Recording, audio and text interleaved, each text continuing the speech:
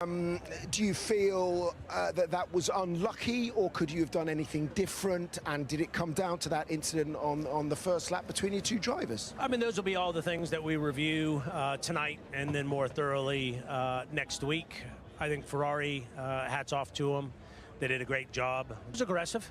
It was an aggressive move, but I've not spoken with them yet. And, we'll talk about that. I thought their start was great, and that was kind of what we'd discussed, kind of get behind the other and fan out to make sure no one else can get by. But I think Lando was probably caught by surprise with that move, thinking let's just tuck into a 1-2 and see if we can pull a bit of a gap. So it is something that we'll discuss internally. You just said so it was agreed that one guy would fan out to protect, but are you saying that maybe Oscar went beyond the agreement or something? No, that was going into turn one. Fine. Into turn one. But Zach, isn't it time to introduce a little bit of team orders, let's call it that way, into the papaya rules, as we've learned? Because look, that turn 4 now, you allowed Leclerc to come through. First of all, Lando almost spun. I mean, that was very close. It won't get closer than that. Close. And then you allowed Leclerc to come through.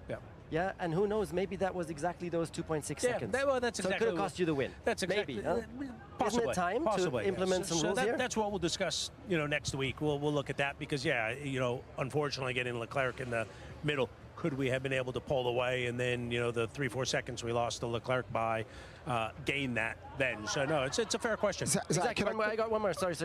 Papaya rules. Yeah, what are they? Yeah, what are they? And was Oscar following the papaya rules, or did he go beyond them in turn 4? No, the papaya rules are, it's your teammate. Race them hard, race them clean, don't touch. That happened. It was an aggressive pass, so that's a conversation that we'll have. It was a bit nerve-wracking on pit wall, but it's really just, respect your teammate. Lando got a bad run out of that corner as well, so kind of opened the door a little bit, but it would have been nice to see him run 1-2 a little bit longer. Okay, so my 2 cents, the pass from Oscar was just awesome and fair and square, even within teammates. That's my 2 cents to it. They didn't touch. It was an aggressive pass, but it was a clean pass. That said, if you'd swap, okay, I know the sentiment here from McLaren is that you can race. You've just explained it there. However, there are 10 points that Lando has left on the table, and when he's trying to chase down someone of Max Verstappen's caliber, surely the number one priority is to win a drivers' championship, isn't it, Zach? Number one priority is to win both championships. I know that's kind of 2 priorities, but they're both young drivers who want to win. We've always believed in having 2 number ones. That's always been McLaren's way. It can be very difficult to manage. You know what it was like with Lewis. We've seen it with Senna and Prost. So they get along great. They do race each other clean. And, it's philosophical. Do you a 1-car team or a 2-car team? And, the easiest thing would have been for Lando to just run away with it and then not have to put difficult decisions on pit wall. But, Andrea and I are taking it 1 race at a time. Okay, well, 1 race at a time. But as I said, it's still a net gain, I believe, for Lando of 8 points. So the gap's now down to 62. You've come to this race, and it was the quickest car again. Okay, but for the strategy today, it was the quickest car. Totally different track from Zandvoort. We now go to Azerbaijan, as we were saying, they're all sort of outliers, and then we go to another one where Red Bull suffered last year. So what is the thought process of your approach to the last 8 races? I don't see why we can't be going for the win every race weekend. I think we're going to have tough competition, but I think we've shown our car's good in kind of all conditions, all different types of circuits. We were very strong in Singapore last year. Baku's always a bit of a crazy race, but we're going to show up every weekend trying to go for pole, trying to go for a front row lockout, trying to win. I'm sure it won't quite work like that for the next 8 races, but because the competition's tough. I think what we have is a 3-way race for the Constructors' Championship, because Ferrari's 30 points behind, but look at them today. It was them and us. So I think it's exciting to see what happens. It's good Formula One right now, isn't it? Formula One's amazing right now. How is it when you're in the thick of it? Even better? Or even more nerve-wracking and sometimes disappointing? It's a bit of both.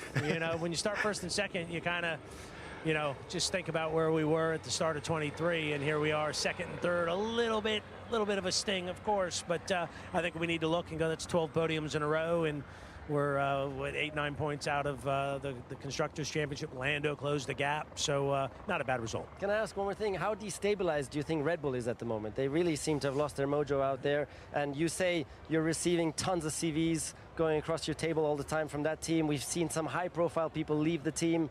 What are your thoughts? Yeah, you know, ultimately don't know what's going on in there, but, you know, I think Adrian Newey, I bet it'd be nice to have him around the conference room table right now, looking at how to improve the car. And obviously Jonathan Wheatley's still there, but you know he's moving on, and Rob Marshall, who joined us. So you've got 3 of the most senior people that were at Red Bull, huge contributors. It can't not be a loss. We all have bad pit stops, but it does seem to be that things are a bit more destabilized than they've certainly been recently. And we hear you're trying to take Adrian Newey, but he's not returning your calls anymore. Is that correct? We always returns my calls. We're good friends. We go historic racing, but as I've said, I'm very happy with the racing team that we have. Depends if your pockets are deeper than Lawrence Stroll's, I suppose. Thank you, Zach. Really appreciate your time. Commiserations today, but as you said, you still won the game. Second and third. Okay, all right. Thank you. There we are. Thank you. Appreciate it. Well, Let's hear. First of all, it's disappointing in the sense that we had the performance to win the race, but it was a race that was a very close race between a 1 and a 2. Most cars went for the 2. I think for Leclerc was a little easier to take a gamble on the 1 stop because it was the car following. For us with Lando, we had a lockup on the front left, which meant the tire was going, so we went clearly on a 2. With Oscar, it was more marginal, but he had, and we had concerns as well, so we went on a 2. We thought we would have time to recover the lead, but Ferrari did a very good job. Leclerc drove very well, so we also have to acknowledge that competitors can do a good job and make, in this case, the 1 stop work. So well done to Ferrari, but a strong weekend for McLaren overall, a very positive weekend. Indeed, yeah. Lando seemed understandably downcast. He said the Ferrari was the quickest car today. I suppose it was. They won the race, but I know what you mean in terms of a net performance. The McLaren was probably the quickest. Can you understand Lando's disappointment with the way that things have turned out, especially as Oscar is ahead of him? Well, first of all, like who was the quickest today or yesterday is very difficult, because yesterday 6 cars in 2 tenths. And today was very marginal. I think the dirty air was also mixing up a bit the real pace. Obviously, who was in the lead would look faster, but I think between Leclerc and the 2 McLarens, there wasn't much to pick. Ultimately, it's these details from making the front left work for a long stint that made the difference today.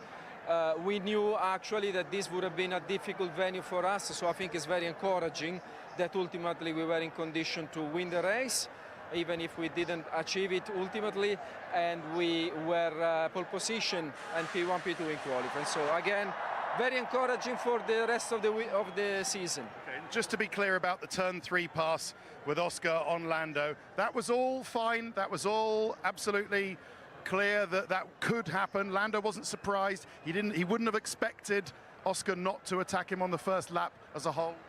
Well, in terms of expectation and the impression of the drivers, and also the overtaking itself, we will have to take a look with some calm, have a review together with them, and then we will assess the situation. And if there's any learning to take from there, we will take it for the future. Okay, well listen, I know you've won here in a different team shirt for Ferrari before. I'll let you go. I know you won't enjoy it, but maybe you can a bit. I'm enjoying a P1, P2 for McLaren, which is a very strong result.